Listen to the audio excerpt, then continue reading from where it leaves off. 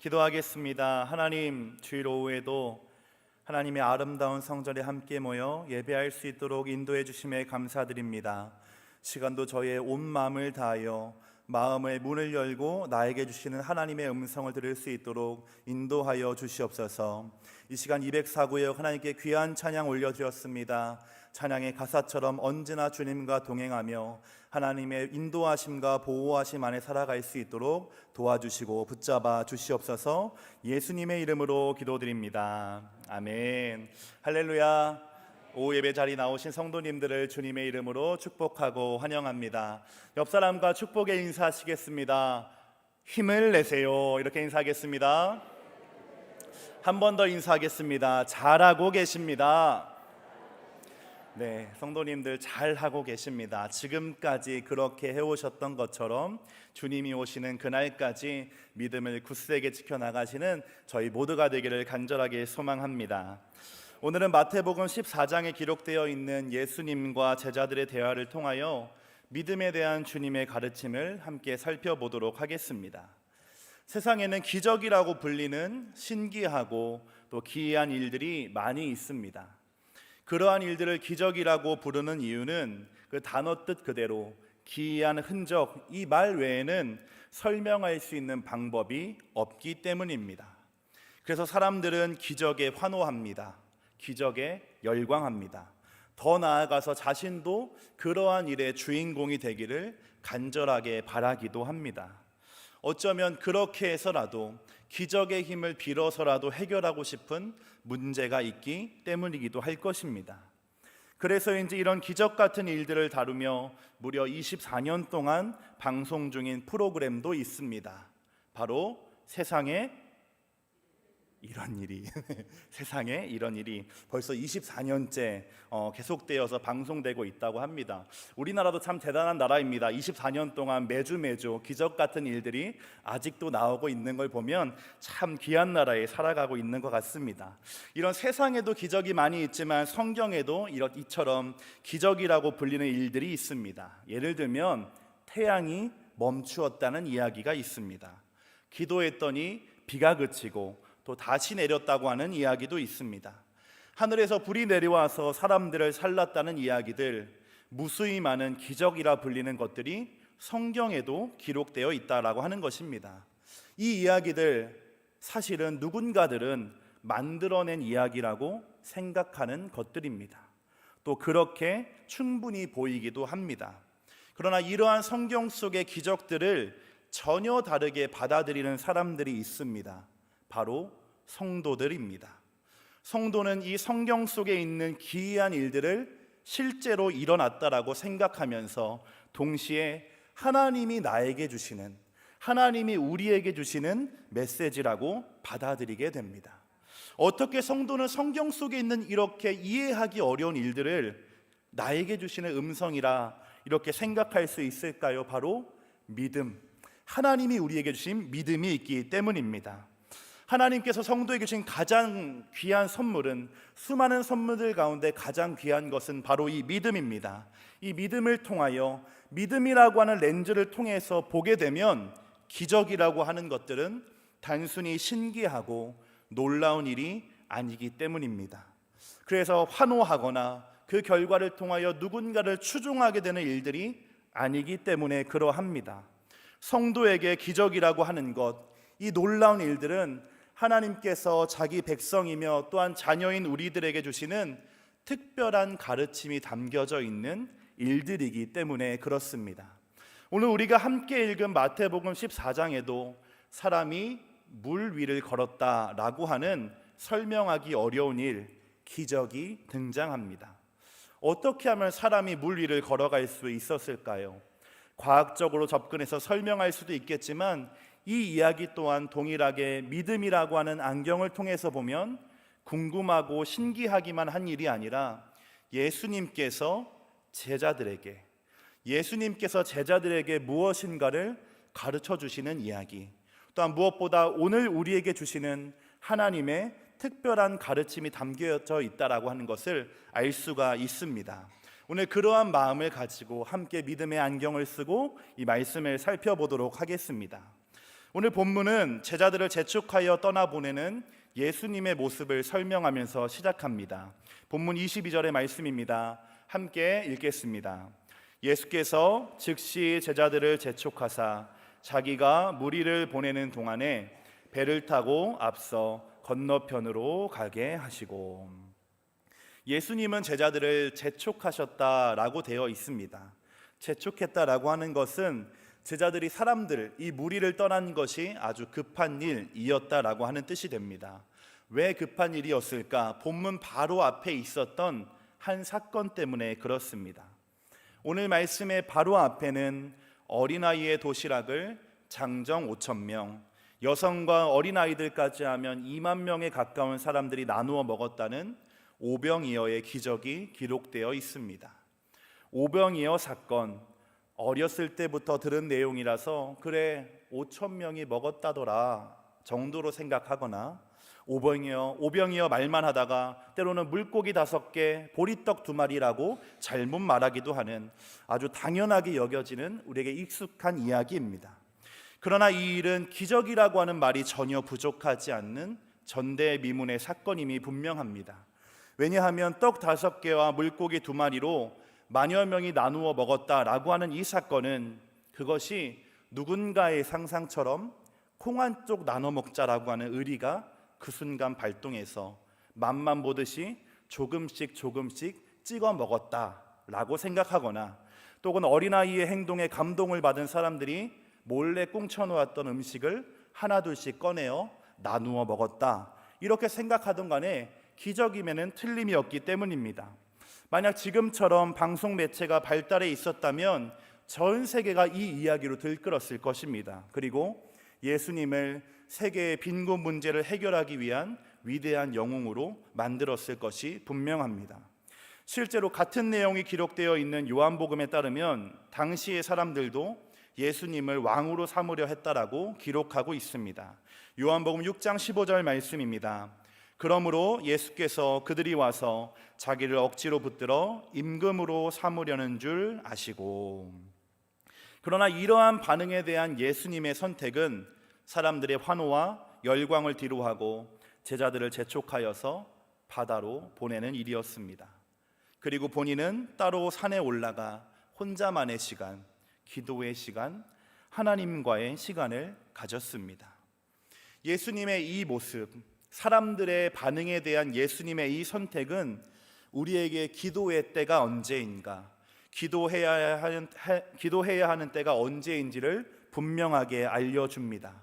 정말로 우리가 기도해야 하는 때는 언제입니까? 바로 잘 되는 때라고 하는 것입니다. 사람들의 박수 소리가 넘쳐나는 그때, 모든 일이 잘 되고 형통한 그때가 무엇보다 기도의 자리를 확보해야 하는 순간이고, 기도의 자리를 지켜야 하는 순간이고, 기도의 줄을 붙잡아야 하는 순간이라고 하는 것입니다. 왜냐하면 이렇게 잘 되는 날들, 감사한 순간들이지만 동시에 유혹과 시험에 넘어지기 쉬운 때이기 때문에 그렇습니다. 그래서 주님께서는 오병이어로 사람들의 관심을 한 몸에 받았던 그 순간에 사람들을 떠나서 제자들은 바다로, 자신은 홀로 산으로 올라가셨던 것입니다. 성도 여러분, 일이 벌어진 이후, 무언가 상황이 생긴 이후에 우리는 기도해야 합니다. 해결하기 어려운 문제를 가지고 하나님 앞에 나와 기도하는 것은 마땅한 일이 될 것입니다. 그러나 그보다 더 적합한 기도의 때가 있습니다. 바로 그 일이 일어나기 전입니다. 시험이 오기 전에, 바람이 불기 전에, 도적같이 찾아온다고 말씀하신 그 날이 오기 전이 바로 우리가 기도해야 하는 때인 것입니다. 비가 온 이후에 둑을 쌓는 것이 아니라 둑은 비가 오기 전에 쌓는 것입니다. 우리의 기도 또한 먼저 드리고 먼저 쌓는 것이 중요하다라고 하는 말씀이 되겠습니다. 그래야지 비와 바람이 부는 그때에 우리의 마음과 믿음과 삶을 지킬 수가 있는 것입니다. 성도 여러분, 오늘 기도하시기 바랍니다. 쉬지 말고 기도하라고 하셨습니다. 매 순간 기도하시는 저와 여러분 되시기를 간절하게 소망합니다. 그래서 우리에게 닥쳐올 시험과 고난의 때를 맞이하게 될 때 담대하게 맞서 싸울 수 있는, 그렇게 맞이할 수 있는 저와 여러분 되기를 소망합니다. 예수님은 이러한 이유 때문에 홀로 산으로 가셨지만 문제는 어디에서 있었는가? 서둘러 보내신 제자들에게서 발생하였습니다. 늦은 저녁 예수님의 재촉으로 바다로 나섰지만 돌풍과 그로 인한 큰 파도로 큰 위기를 맞이하게 됐던 것입니다. 예수님이 계시지 않는 배에서 제자들이 할 수 있는 것은 아무것도 없었습니다. 밤 사경 새벽 3시입니다. 이 시간이 지날 때까지 바람이 불면 서로를 붙잡고, 파도가 치면 이것이 파도인지 물고기인지, 옆 사람이 이 때를 틈타서 나를 때리는 것인지 알지도 못한 채 그저 버티고 견디는 것이 제자들이 하는 전부였습니다. 그때 저기 멀리서 사람 모양의 무엇인가가 다가오는 것을 발견하였습니다. 제자들은 공포에 놀라 소리를 질렀습니다. 어두움과 공포는 사람의 판단력을 마비시킵니다. 밤늦게 길을 갈 때 바람에 날리는 비닐을 보고 깜짝 놀라신 적이 있을 것입니다. 이 두려움과 사람의 상상력이 만들어낸 착각입니다. 밤새 바람과 파도에 시달리며 그렇게 힘들었던 제자들도 기진맥진한 상황에 저기 멀리서 하얀 물체가 다가오자 수년을 함께했던 선생님도 알아보지 못하고 유령이라고 생각하며 소리만 질렀던 것입니다. 만약 이때 제자들이 정신 잘 차리고 있었다면, 똑바로 볼 수 있었다면 다가오시는 주님을 알아볼 수 있었겠지만 혼란스러운 주변의 상황과 두려움이 그들의 시야를 가렸기 때문에 일어난 일이었습니다. 전통적으로 오늘의 본문을 이해할 때 바람과 파도는 삶에서 만나게 되는 시련과 고난, 또 제자들이 타고 있던 배는 교회 또는 성도의 삶으로 해석합니다. 바람과 파도는 우리가 만나게 되는 시련과 고난이고, 이 제자들이 타고 있던 배는 교회나 우리의 삶이라고 하는 것입니다. 이 말은 성도 또 교회에게는 때때로 예상하지 못하는 그러한 순간에 시련과 고난이 찾아온다라고 하는 것입니다. 그리고 그러한 때에 필요한 것은 이 고난과 파도를 견뎌낼 실력뿐만 아니라 나를 구원하시기 위하여 오고 계시는 주님을 알아보는 믿음의 안목이 필요하다라는 것이 오늘 본문이 우리에게 알려주고 있는 사실입니다. 이 안목을 길러주는 것이 바로 앞서 말씀드린 미리 드리는 기도입니다. 이 때가 다가오기 전에 드리는 기도가 우리의 믿음의 안목을 길러주는 것입니다. 만약 제자들이 기도의 시간을 통하여서 이 믿음의 안목을 가졌다면 제자들의 반응은 다가오시는 주님을 보며 유령이라고 소리지르는 것이 아니라 할렐루야 소리를 외치며 주님이 우리를 구하기 위해 오셨다라고 하는 기쁨의 외침이 되었을 것입니다. 물 위로 오라고 하시는 예수님의 말씀에 바다 위로 걸었던 베드로도 이와 같습니다. 예수님을 신뢰하면서 예수님만을 바라볼 때는 주님과 함께 바다 위를 걸어갈 수 있었지만 방심한 사이에 여전히 불고 있는 바다, 그 바람과 파도의 시선과 마음이 뺏기자 베드로의 믿음이 작아지고 안목이 어두워져서 주님을 보지 못하고 바다에 빠지게 되었던 것입니다. 그러므로 성도 여러분, 우리에게 참으로 필요한 것은 주님을 바르게 보고 알아보는 지혜와 능력이 되겠습니다. 우리가 참으로 구해야 할 것은 무엇이냐면 주님을 바르게 보는 눈이며 주님을 알아보는 믿음의 안목이라고 하는 것입니다. 우리는 기도할 때 이것을 더욱더 간절히 구해야 합니다. 주님 바라보며 유령이라고 소리지르는 것이 아니라 나를 구하기 위하여 오시는 구원자라고 하는 것을 깨닫게 도와주옵소서. 그러한 신앙의 안목이 있다면 우리는 때마다 또 날마다 불어오는 세파 속에서도 주님을 향한 시선이 흔들리지 않을 것이 분명합니다. 그러한 실력과 안목이 있는 사람, 이 사람에게는 물 위를 걷게 되는 역사가 있습니다. 예수님이 베풀어 주시는 기적과도 같은 구원의 역사를 경험하게 될 줄로 믿습니다. 오늘 본문을 자세하게 살펴보게 되면 제자들의 행동을 설명할 때 동일한 단어를 사용하고 있다라는 것을 알 수가 있습니다. 바로 소리를 질렀다라고 하는 표현입니다. 26절과 30절 말씀입니다. 화면을 보고 함께 읽겠습니다. 제자들이 그가 바다 위로 걸어오심을 보고 놀라 유령이라 하며 무서워하여 소리 지르거늘 바람을 보고 무서워 빠져가는지라 소리 질러 이르되 주여 나를 구원하소서 하니. 아멘. 사람은 언제 소리를 지를까요? 화가 날 때 소리 지르기도 합니다. 흥분한 사람도 소리를 지르기도 합니다. 그러나 아주 절박할 때, 누군가의 도움이 필요할 때, 위급한 상황에서는 초인적인 힘을 내서 소리를 지르기도 합니다. 제자들이 소리 지른 이유도 이와 같았습니다. 수시간 동안 불어오는 바람과 파도에 지쳐 있었을 때 확인되지 않는 무엇인가가 다가오니 소리를 지를 수밖에 없었던 것입니다.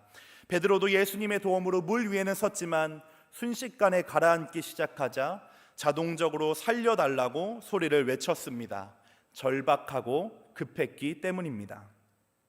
그러나 여기서 우리가 주의해서 보아야 할 것은 소리를 지른 제자들이 아니라 그 소리를 들으신 예수님의 반응입니다. 우리가 주목해서 보아야 할 것은 소리 지르는 제자들이 아니라 그 소리를 들으신 예수님의 반응입니다. 마태는 제자들을 설명할 때와 똑같이 동일한 단어를 사용하여서 예수님의 행동을 설명합니다. 27절과 31절입니다. 함께 읽겠습니다. 예수께서 즉시 이르시되 안심하라, 나니 두려워하지 말라. 예수께서 즉시 손을 내밀어 그를 붙잡으시며 이르시되 믿음이 작은 자여 왜 의심하였느냐 하시고. 아멘. 어떤 말이 반복되고 있습니까? 어떤 말이 반복되고 있나요? 즉시라고 하는 단어가 반복되고 있습니다. 즉시는 바로 즉각적인 반응을 의미합니다. 말씀에 적용해보면 제자들은 소리를 질렀습니다. 예수님은 그 소리를 듣자마자 바로 말씀하시고 반응하셨다라고 하는 의미가 됩니다. 이 얼마나 우리에게 은혜가 되고 소망이 되는 말씀입니까? 제자들이 또 성도가 교회가 소리를 지르면 주여 하고 외치면 그 순간에 하나님께서 즉시 움직이시고 반응하신다라고 하는 말씀이기 때문에 그렇습니다. 심지어 26절에 있는 제자들의 외침은 주님을 향한 것이 아니었습니다. 그럼에도 예수님께서는 즉시 자신임을 밝히시며 제자들을 안심시키셨습니다. 그렇다면 우리가 해야 할 일은 매우 간단하고 분명합니다. 특별히 지금 어려움을 겪고 있는 분이 있다면, 시련의 때를 지나고 있는 분이 계시다면 할 수 있는 일은 단 하나가 될 것입니다. 바로 주님의 이름을 간절히 외치고 부르짖는 것입니다. 우리가 할 수 있는 일, 주님의 이름을 간절히 외치고 부르짖는 것입니다. 이것을 가장 잘하는 사람, 이제 막 세상을 보기 시작한 아기들입니다. 아기들이 자신의 의사를 표현할 방법은 우는 것밖에 없기 때문에 그렇습니다. 그러나 언어라고 할 수도 없는 이 외침을 듣고 한 번에 이해하고 반응하는 사람들이 있습니다. 바로 부모님입니다. 우리를 사랑하는 딸이고 또 아들이라고, 자녀라고 부르시는 하나님도 동일하십니다. 하나님께 나와서 울면, 소리내어서 외치면, 그마저도 할 힘이 없어서 한숨이라도 내쉰다면 우리의 모든 상황과 처지를 아시는 하나님께서 바로 그 순간에 즉시 도우시고 응답하신다는 것이 오늘 말씀이 우리에게 전해주고 있는 약속이라고 하는 것입니다. 그래서 사도 바울은 요엘 선지자의 말을 인용하여서 이렇게 고백하였습니다. 화면을 보시고 함께 믿음으로 고백하겠습니다. 로마서 10장 13절 말씀입니다. 누구든지 주의 이름을 부르는 자는 구원을 받으리라. 아멘. 한 번 더 읽겠습니다. 누구든지 주의 이름을 부르는 자는 구원을 받으리라. 아멘. 주님의 이름을 부르시기 바랍니다. 여러분이 하실 수 있고 또 해왔던 그러한 익숙한 방법으로 주님을 부르십시오. 인생의 주인이시며 유일한 구원자가 되시는 예수 그리스도 주님께로 가까이 나아가시기를 바랍니다. 그 이름을 부르는 자, 그 이름의 은혜와 능력을 믿는 자에게 구원이 있다라고 약속하여 주셨습니다. 이 약속을 기억하셔서 어려운 날에도 주님을 부르시고 기쁜 날에도 주님을 부르셔서 날마다 하나님이 베풀어 주시는 구원과 은혜 안에 사시는 저와 여러분 되시기를 소망합니다. 오늘 말씀을 시작하면서 오늘 본문은 믿음에 대한 주님의 가르침이다, 이렇게 말씀을 드렸습니다. 그래서 어떠한 상황에서도 주님을 바라보는 믿음의 눈, 주님을 알아보는 믿음의 안목이 중요합니다. 고난의 순간에는 주님의 이름을 불러야 합니다 라고 하는 내용으로 말씀을 전했습니다. 이 두 가지 모두는 예수님께서 가르쳐 주시는 믿음의 내용임이 분명합니다. 그러나 동일한 사건이 기록되어 있는 마가복음은 한 구절을 통하여 예수님께서 또 성경이 이 기적을 통해 가르쳐 주시는 믿음의 또 다른 의미, 또 다른 초점이 있다라고 하는 것을 우리에게 알려줍니다. 마가복음 6장 52절의 말씀입니다. 함께 읽겠습니다. 이는 그들이 그 떡 떼시던 일을 깨닫지 못하고 도리어 그 마음이 둔하여 졌음이로라. 아멘. 이 말씀이 우리에게 알려주고 있는 물 위를 걸었던 이 기적의 또 다른 내용은 무엇인가? 물 위를 걸었던 것, 또 제자들이 예수님을 알아보지 못했던 것, 그 원인이 어디에 있는가라고 했을 때 바로 앞에 있었던 사건, 오병이어 때 주님께서 떡을 떼시며 베풀어 주셨던 기적, 이것을 잊어버렸기 때문에, 그 떡을 떼어 주셨던 주님이 누구인지를 생각하지 못했기 때문에 그들의 마음이 둔하여져서 이 상황을 만들었다라고 우리에게 알려주고 있는 것입니다. 오늘 말씀을 오병이어 사건의 연장선에서 이해해야 한다는 것이 마가복음이 우리에게 알려주는 것입니다.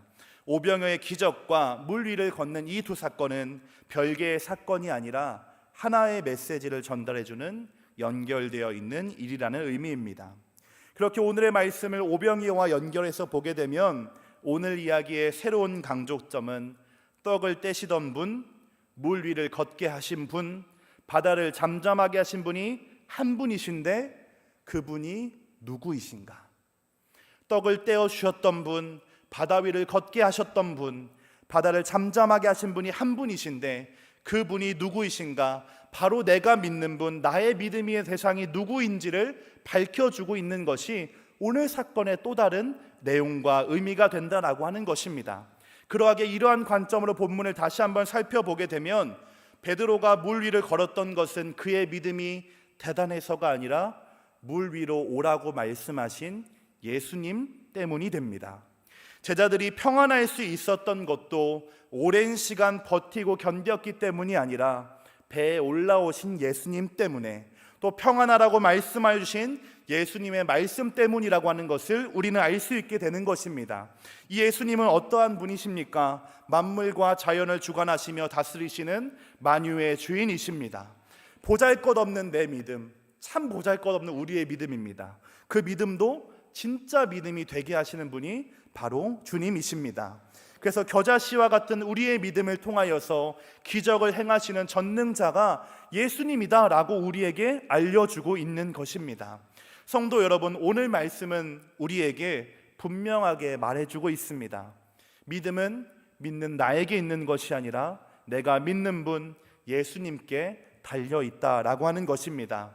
잘 믿고, 그래서 그 믿음으로 살기 위해서 필요한 것은 수고와 애씀이기 이전에 내가 믿는 분이 누구이신지를 분명하게 아는 데에서부터 출발해야 한다는 것입니다. 여러분이 믿는 하나님, 또 지금까지 수많은 시간 동안 경험해 오신 그 하나님 어떤 분이십니까?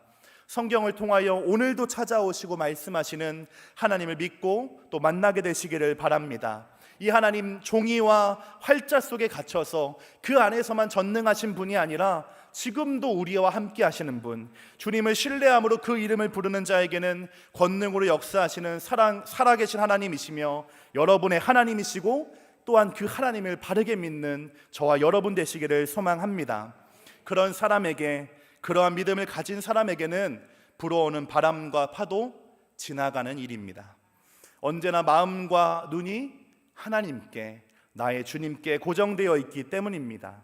믿음으로 하나님 바라보는 사람, 풍랑 속에서도 나와 함께 하시는 신실하신 하나님을 신뢰하는 사람에게 주님은 이렇게 말씀하여 주십니다. 안심하라, 나이니 두려워하지 말아라.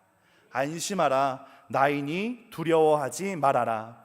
날마다 이 음성을 들으며 지내시는 여러분 되시기를 바랍니다. 우리의 믿음이 믿음 되게 하시는 하나님, 그래서 끝까지 믿음으로 살도록 도우시는 하나님과 동행하시는 저와 여러분 되기를 간절하게 소망합니다. 그것이 오늘 본문이 진정으로 가르쳐주고 전하고 싶은 믿음의 모습이며 또한 우리가 진정으로 바라고 소원해야 하는 믿음인 줄로 믿습니다. 거친 풍랑을 잠재울 힘이 내게는 없어. 뱃머리를 돌려 다른 곳으로 갈까?